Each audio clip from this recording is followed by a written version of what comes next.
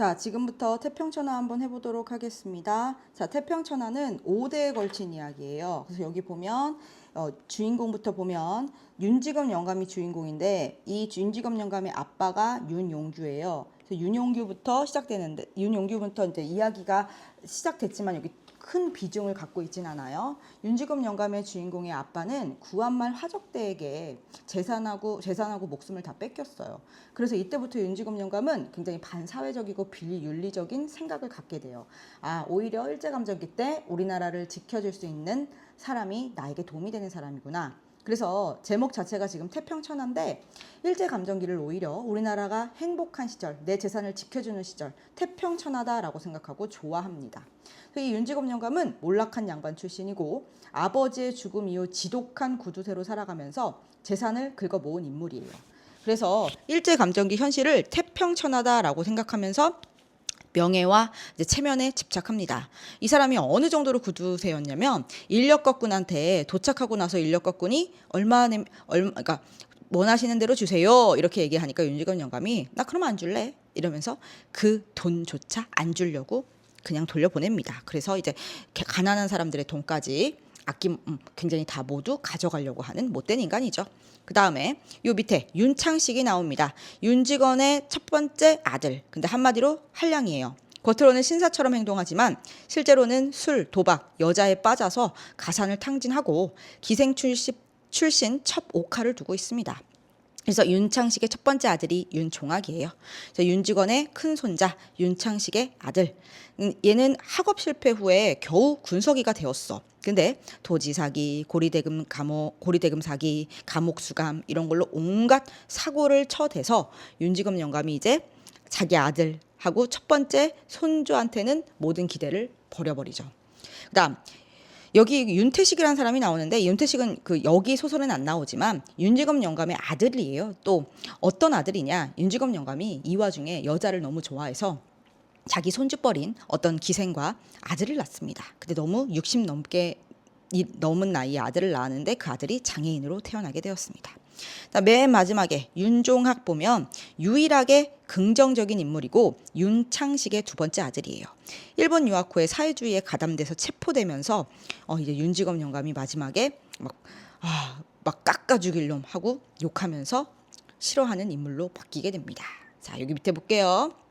자, 갈래 중편소설, 사회소설, 풍자소설, 가족사소설이고 이 풍자적이라는 거 굉장히 중요한 게 이 태평천하를 쓴 채만식이 바로 풍자의 대가예요. 그래서 이 제목 자체도 굉장히 반어적인 내용인 거죠. 그래서 보면 비판적이고 그리고 시점은 전지적 작가 시점이고 딱 이때는 1930년대를 배경으로 했다. 일제가 극심하게 우리나라에 있던 모든 것들을 수탈해 갈 때가 배경이다. 그리고 공간, 서울 한 평민 출신의 대지주 집안이고 당시 실제로 많은 친이라는 사람들이 이렇게 살았다는 거를 꼬집고 싶었던 거죠. 자, 그래서 제재, 윤지검 영감 집안의 몰락이고 주제, 개화기에서 일제감정기에 이르는 윤지검 일가의 타락한 삶과 몰락 과정을 그려냈다. 그래서 경제적인 부를 가진 한 인간을 통해 도덕적인 왜곡상을 폭로하고 있는 거죠. 한번 읽어볼게요.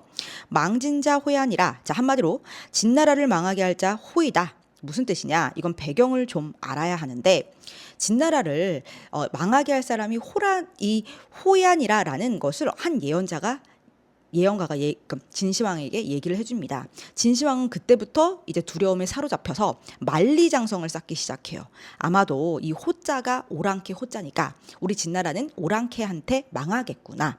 그러나 정작 진나라를 망하게 한 건 그의 아들 호예였어요.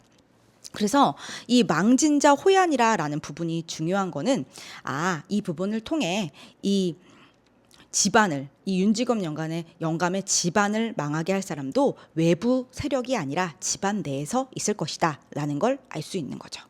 자, 그래서 한번 쭉 읽어볼게요. 일찍이 윤지검 영감은 그의 소시적 윤두꺼비 시절에 자기 붙인 말대가리 윤용규가 화적의 손에 무참히 맞아 죽은 시체 옆에 서서 노적이 불타느라고 화강이 충천한 하늘을 우러러 이놈의 세상 언제 망하려느냐 우리만 빼놓고 어서 망해라 하고 부르짖은 적이 있겠다요. 자, 되게 특이한 말투잖아요. 이런 걸 바로 판소리체 말투라고 합니다. 이미 반세기 전, 그리고 그것은 당시 나에게 불리한 세상에 대한 격분된 저주요, 겸하요, 웅장한 투쟁의 선언이었습니다. 해서 윤지검 영감은 과연 승리를 했겠다요. 그런데 자 이제 반전이 있나 보네요. 식구들은 시아버지 윤지검 영감이 보기가 싫은 건너방 고씨만 빼놓고 서울아씨, 대식이, 디체의 두 동서 모두 안방에 모여 종수를 맞이하는 예를 포하고 그들의 옹이 아래, 그러니까 부르막 이렇게 딱이 옆에 있는 사람들 아래 윤지검 영감과 종수는 각각 아랫목과 뒷벽 앞으로 갈라 앉았습니다. 지금 사람들이 다 방에 옹기종기 모여있는 상황이에요. 방금 점심 밥상을 받을 참입니다. 너 경손해비 부디 정신 차리라. 윤지검 영감이 종수더러 곰곰이 훈계를 하던 것입니다. 안 식구가 있던 데라 점잖게 경손해비지요. 정신을 차려야 할 것이 네가 암만 해여도 네 아들 종아기만 못이여. 종아기는 그놈이 재주도 있고 착실이어서 너처럼 허랑하지도 않고, 허랑하다는 거는 언행이나 상황 따위가 허황되고 착실하지 못하다. 그러니까 한마디로 날라리다 이런 뜻이죠. 근데 어쨌든 종아기는 그렇지 않대요. 그럴 뿐더러 내후년이면은 대학교를 졸업하잖냐. 내후년이지? 네. 그런 인계로 너도 정신을 바짝 차리고서는 어서 군수가 돼야지 않겠냐. 동생님은 버젓한 경찰서장인데 형님은 겨우 군서기를 다니고 있담. 남부끌어서 어쩔 티야. 응? 글씨 군수 되고 경찰서장 되고 하면은 너들 좋고 너들 호강이지. 뭐 그 호강 날 주냐. 내가 이렇게 아둥바둥 잔소리를 하는 것도 다 너들을 위한 것이지. 그렇지. 나는 파리 몸통만큼도 상관없으유. 알아듣냐? 자, 윤지검 영감이 이렇게 손주들을 막 군서기 경찰서장 만들려는 거는 결국 자기 재산 지키려고 그러는 거겠죠. 그놈 종아기는 참말로 쓰겄어. 그놈이 어려서부터도 워낙이 나를 특별하게 따르고 재주도 있고 척실어서 커서도 내 말도 잘 듣고 내가 그놈 하나는 꼭 믿는다. 꼭 믿어. 작년 올로 들어서 그놈이 돈을 좀 힙히 쓰기는 허넌가 아프더라마는. 자, 왜 종아기가 돈을 힙히 쓰겠어요? 아마 사회주의 운동을 하는데 조금 필요하겠죠. 그것도 허기사 니게다 되면은 안 쓰는 심이지. 사내 자식이 너처럼 허랑하지만 말고서 쥐때만 실할 양이면 돈을 좀 써도 괜찮은 법이야. 그래서 지난달에도 500원 꼭 쓸 때가 있다고 빈지하였길래 두말 않고 보내주었다. 마침 이때 마당에서 햄햄 점잖은 밭은 기침 소리가 납니다. 창식이 윤중사가 조금 아까야 일어나서 간밤에 동경서 온 전보 때문에 억지로 큰덱 행보를 하던 것입니다. 이 전보는요, 우체국에서 보내오는 우편이겠죠. 윤주사는 토방으로 내려서는 아들 종수더러 언제 왔느냐고 심상이 아른 체를 하면서 역시 토방으로 내려서는 두 며느리의 삼가로운 무언의 인사와 마루까지만 나선 이복 누이 동생 서울아씨의 입인사를 받으면서 방으로 들어가서는 부친 윤지검 영감한테 절을 한 자리 꾸부리고서 아들 종수한테 한 자리 절과 이복 동생 태식이한테 경례를 받은 후 비로소 한 옆으로 들어 앉습니다. 해가 서쪽에서 뜨겠구나. 윤지검 영감은 이들의 이렇듯 부르지도 않은 걸음을 더욱이나 밤방에까지 들어온 것을 이상 타고 꼬집는 소리입니다. 못하러 오냐? 돈 달래라 오지. 동경서 전보가 왔는데요. 하고 이제 여기서부터 반전이 일어납니다.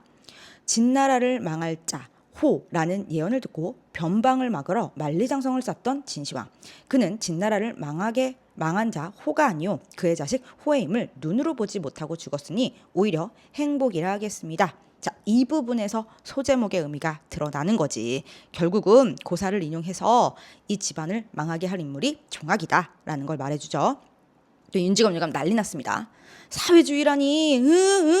윤지검 영감은 사뭇 사람을 아무나 하나 잡아먹을 듯 집이 떠나게 큰 소리로 포효를 합니다. 그놈이 사회주의라다니. 그게 참말이요? 하긴 그놈이 작년 여름방학에 나왔을 때부터 그런 기미가 좀 배이긴 했어요. 즉 믿는 도끼에 발등 찍힌 상황이죠. 그러면 참말이구나. 그러면 참말이요. 윤지검 영감은 이마로 얼굴로 땀이 방울방울 배어오릅니다. 그런 쳐 죽일 놈이, 깎아 죽어도 아깝지 않은 놈이, 그놈이 경찰서장 하라님께로 생판 사회주의를 하다가 냅다 경찰서에 잡혀 오사육시를 할 놈이, 그놈이 그게 어디 당한 것이라고 지가 사회주의를 해요. 부자놈의 자식이 무엇이 대껴서 불황당패에 들어 아무도 숨을 쉬지 못하고 고개를 떨어뜨리고 섰기 아니면 앉았을 뿐 윤지검 영감이 잠깐 말을 그치자 방안은 물을 친 듯이 조용합니다. 오죽이나 좋은 세상이요, 오죽이나 하고 지금 이 일제감정기가 너무 좋아요. 윤지검 영감은 팔을 부르거진 주먹으로 방바닥을 땅 치면서 성난 항소가 영각은 무 하고 울음소리 내는 거 하듯 고함을 지릅니다. 하적패가 있더냐, 불황당 같은 수랑들이 있더냐, 재산이 있대야 도적놈의 것이오. 목숨은 팔이 목숨 갈던 말세는 다 지나가고 자 부하라 거리거기 순사요 골목골목마다 공명한 정사 오죽이나 좋은 세상이요. 남은 수십만 명 동병을 희어서 우리 조선놈 보호해주니 오죽이나 고마운 세상이요. 응? 제 것을 지니고 앉아서 편안히도 살 세상, 이걸 태평천하라고 하는 거요. 태평천하. 그런데 이런 태평천하에 태어난 부잣집 놈이 자식이 더군다나 왜 지가 땅땅거리고 편안하게 살 것이지 어찌서 지가 세상을 망쳐놓을 불황당패에 참석을 한단 말이요. 응. 땅바닥 치면서 벌떡 일어납니다. 그 몸짓이 어떻게도 요란스럽고 갈갈한지 방금 발광되는가 싶습니다. 아닌 게 아니라 모여선 집안 식구들도 방바닥 치는 소리에 놀랐지만 이 어른이 혹시 그러니까 이상해지지 않을까 하는 의구심의 빛에 눈의 나타남을 가리지 못합니다. 착착 깎아 죽일 놈, 자기 손주를 깎아 죽일 놈이래. 그놈을 내가 핀지어서 100년 징역을 살라고 할걸. 100년 징역을 살라고 할 거야. 오냐? 그놈을 삼천석거리를 직분해서 주려고 하였더니 오냐? 그놈 삼천석거리 톡톡 팔아서 경찰서에다가 사회주의 하는 놈 잡아 갖고라고 경찰서에다 줘버릴 거야. 응, 죽일 놈. 마지막 응, 죽일 놈 소리는 차라리 울음소리에 가깝습니다. 이 태평천하에 쿵쿵 발을 구르면서 마루로 나가고 꿇어앉았던 윤주사와 종수가 따라 일어섭니다. 그놈의 만석군이라는 건 엄청 부자란 뜻이죠. 만석군의 집자식이 세상 만천을 사회주의 불황당패에 참석을이요. 응, 죽일 놈. 그래서 봐보면 연애 부르짖는 죽일놈 소리가 차차 사랑단께로 멀리 사라집니다. 그러나 몹시 사나운 그 포효가 뒤에 쳐져 있는 집안 사람들의 귀엔 어쩐지 암담한 여운이 스며들어 가뜩이 어두운 면상들을 면면상고 말할 바를 잃고 몸들 곳을 둘러보게 합니다. 마치 장수의 죽음을 만난 군조들처럼 하면서 이 장수의 죽음은 윤지검 영감의 이제 몰락이죠. 그래서 윤지검 일가의 몰락을 암시한다. 자, 강의 듣고 잠깐 스탑. 문제 풀고서 해설합니다. 자, 윗글의 표현상 특징으로 적절하지 않은 거. 첫째, 누가 봐도 윤지검 영감을 희화화 풍자. 두 번째, 아까 말투가 어때? 했다지요. 판소리체. 전통적 풍자 기법 사용했고 방언 얼마나 많은 사투리를 사용합니까? 그다음에 이 글의 시점 전지적 작가 시점, 그러니까 관찰자 시점 아니다.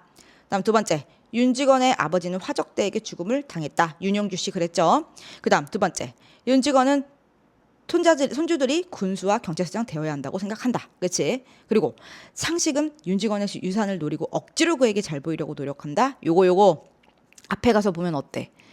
억지로 온 거지. 그러니까 억지로 온 상황인데 지금 잘 보이려고 했다는 부분은 딱히 없습니다. 그리고 억지로 온 거지 억지로 잘 보이려는 게 아니야. 그리고 창식은 종학이 사회주의 운동을 하고 있다는 기미를 일찍 알아챘고 그래서 뭐라 그랬어? 하긴 그놈이 작년 여름방학에 나왔을 때부터 그런 기미가 보였어요 라고 얘기하잖아.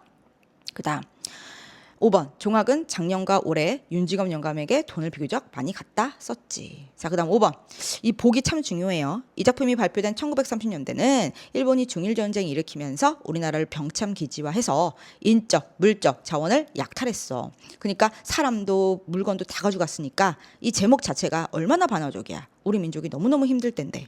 그런데 중국을 지지했다니, 사회주의라니, 안정적이라니, 공평하다니 이런 건 말이 안 된다. 자, 그다음 4번 전보, 즉 우체국에서 온 우편의 기능을 골라라.